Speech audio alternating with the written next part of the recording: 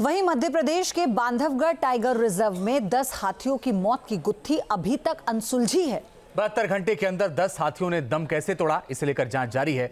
अपने साथियों की मौत से इस जंगल के हाथी काफी सदमे में हैं और अब उनका गम गुस्से में बदल गया है। हाथियों के झुंड ने आसपास के गांव के लोगों पर हमला भी किया है।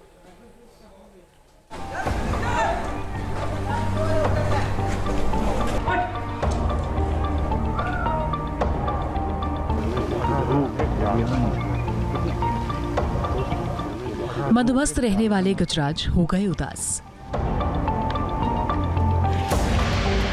10 साथियों की मौत का लगा सदमा।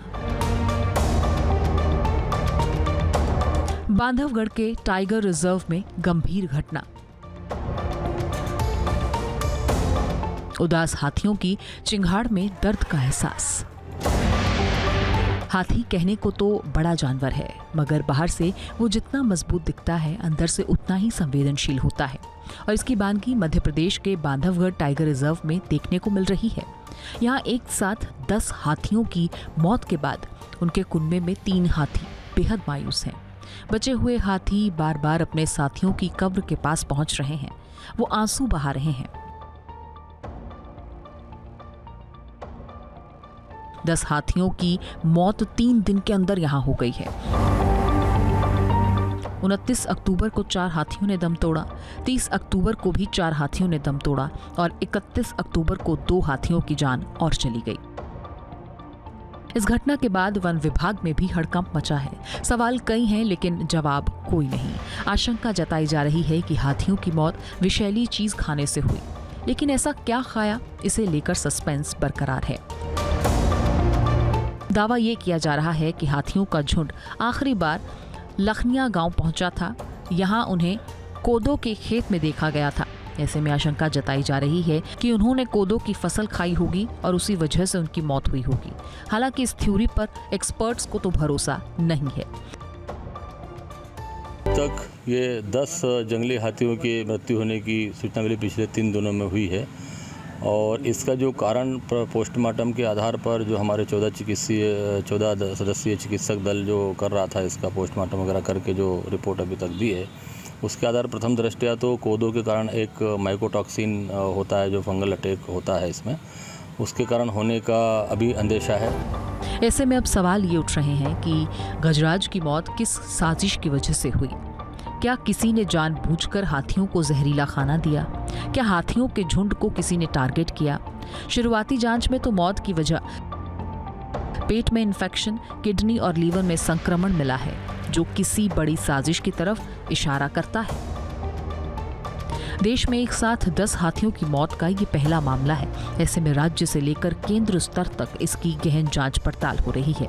मध्य प्रदेश के सीएम के निर्देश पर मध्य प्रदेश के प्रधान मुख्य वन संरक्षक और मुख्य वन जीव वार्डन बांधवगढ़ में डेरा डाले हुए हैं। इस मामले की तह तक जाने की कोशिश चल रही है। कुटकी खाने से मौत का तो प्रश्न ही नहीं पैदा होता। कुटकी और जगह भी भारत में पाई जाती है। मध्य प्रदेश में भी कई जगह वन क्षेत्रों में पाई जाती है और लोग फसल भी उगाते हैं। तो कुटकी में ऐसा कोई केमिकल इंग्रेडिएंट नहीं है जिससे हाथी की मृत्यु हो सके। हाथी का डाइजेस्टिव सिस्टम बहुत ही मजबूत होता है। अंदर जाके स्टमक में जैसे हमारा एक चेम्बर होता है, उसके 4 चेम्बर होते हैं। तो वो मृत्यु, इतने बड़े प्राणी की मृत्यु कुटकी खाकर या कोदो खाकर, इस तरह के अन्न खाकर नहीं हो सकती। सरकार की ओर से जांच की बात कही गई है और मुख्यमंत्री के आदेश के बाद मध्य प्रदेश के वन मंत्री खुद बांधवगढ़ टाइगर रिजर्व पहुंचकर मौके का जायजा लेते नजर आए। उन्होंने अधिकारियों से बात की, हाथियों की मौत की वजह जानने के लिए तह तक जाने का दावा किया है। कमेटी बनाकर तुरंत भेजा है। किसी प्रकार की कोई भी पशु हानि होती है अत्यंत कष्टकारी है।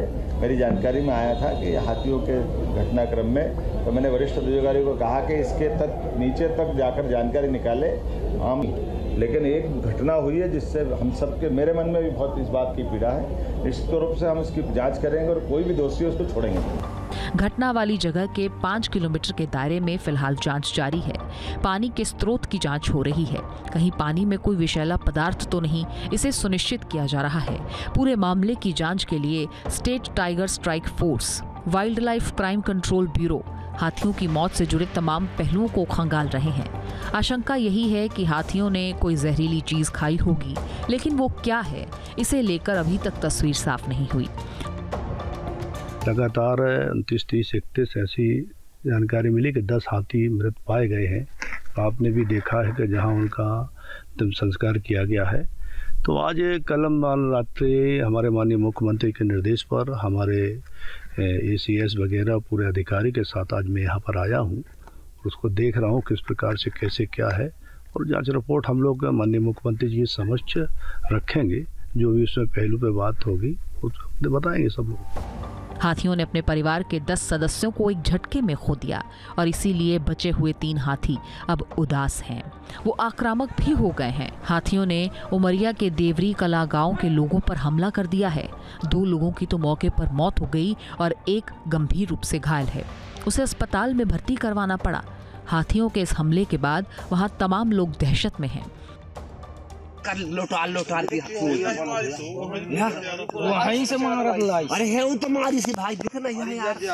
बढ़ते हमलों के बाद वन विभाग भी अब अलर्ट हो गया है और 50-50 लोगों की टीम्स आसपास के गांवों में सर्च ऑपरेशन कर रही हैं।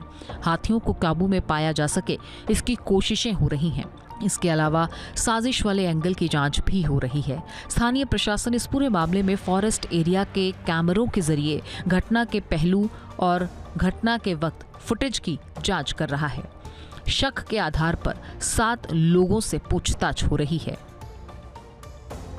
इतनी प्रबल संभावना है कि किसी जगह पर कृषकों ने इंसेक्टिसाइड, पेस्टिसाइड्स एकत्रित करके रखा और वो किसी प्रकार से पानी में घुल गया हो, तो वो जरूर हाथी की मौत का कारण हो सकता है। और वो सामूहिक रूप से सभी हाथियों ने पी लिया हो, खा लिया हो या पी लिया हो। 2 बातें हैं। एक तो दुर्गंध भी होती है इसमें, तो जरूरी नहीं है कि ये सूखे पाउडर के रूप में खाया हो। ऐसा लगता है कि वो किसी त्रुटिवश वो पानी में घुल गया हो। तो ये जांच का विषय है, जांच चल रही है। हाथी बेहद ही संवेदनशील जानवर माने जाते हैं। अपने झुंड के साथियों से वो बहुत प्यार करते हैं। अपने परिवार के सभी सदस्यों से उनकी मजबूत बॉन्डिंग होती है। झुंड के किसी भी सदस्य के मुसीबत में घिरने पर उसे वो अकेला भी नहीं छोड़ते। इतना ही नहीं, इनकी याददाश्त बेहद तेज होती है। अपने हर साथी की पहचान कर वो उसके साथ बिताए हर दिन को याद रखते हैं। अगर झुंड में एक की भी जान चली जाए तो बाकी सभी बेहद दुखी हो जाते हैं। बांधवगढ़ टाइगर रिजर्व में तो एक साथ 10 हाथियों की मौत हुई है और इसीलिए बचे 3 गहरे सदमे में हैं। मध्य प्रदेश को वाइल्ड लाइफ के मामले में बेहद संवेदनशील समझा जाता है। यहाँ मानव और हाथियों के बीच संघर्ष की कोई बड़ी घटना भी आमतौर पर सामने नहीं आती। इसके बावजूद 10 हाथियों की मौत की चौंकाने वाली घटना ने मध्य प्रदेश को कलंकित कर दिया है। वन विभाग के अधिकारी इसके कारणों को तलाश रहे हैं और स्थानीय स्तर पर फसलों को नष्ट करने की हड़बड़ी भी कर रहे हैं। इसके बावजूद एक बात जो लगातार नज़रअंदाज हो रही है वो है ज़िला प्रशासन और टाइगर मैनेजमेंट का रेगुलर किया जाने वाला सर्च ऑपरेशन, जिसमें गंभीर चूक हुई है। दरअसल साल 2018 में हाथियों के एक झुंड ने शहडोल वन रेंज से बांधवगढ़ में प्रवेश किया था। दोबारा इस इलाके में उन्होंने दस्तक दी और वहीं रुकने का फैसला कर लिया। हाथियों पर नजर रखने के लिए एक निगरानी टीम का गठन किया गया है। जानकारी के मुताबिक 2023 तक बांधवगढ़ में करीब 50 हाथियों का घर था, जो 3 झुंड में बंट गए।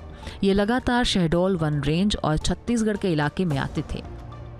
अब जिस तरह से 10 हाथियों की संदिग्ध मौत हुई है, उससे बांधवगढ़ टाइगर रिजर्व प्रशासन की कार्यशैली पर गंभीर सवाल उठ रहे हैं और पूरे मामले में CBI जांच की मांग भी की जा रही है।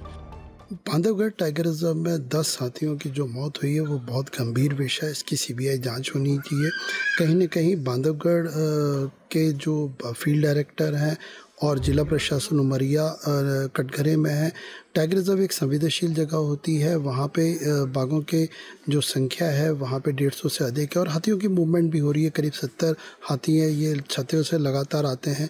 यदि इंसान के साथ उनका कॉन्फ्लिक्ट होता है तो फॉरेस्ट को जवाब देना पड़ेगा कि आखिर कौन से ऐसे लोग थे जिनका नुकसान हाथियों ने किया और जिसका ये बदला लिया गया है। हम CBI इंक्वायरी की मांग करते हैं। बहरहाल मामला हाथियों के उदास होने या उनकी संवेदनशीलता का नहीं है, बल्कि उनकी मौत का है, क्योंकि देश भर में हाथियों के संरक्षण को लेकर तमाम बातें कही जाती हैं, लेकिन जिस तरीके से ये मौत हुई ये बेहद गंभीर है। सवाल है कि बांधवगढ़ टाइगर रिजर्व में जो हुआ आखिर उसका जिम्मेदार कौन है। Team news nation. News nation अब व्हाट्सएप पर।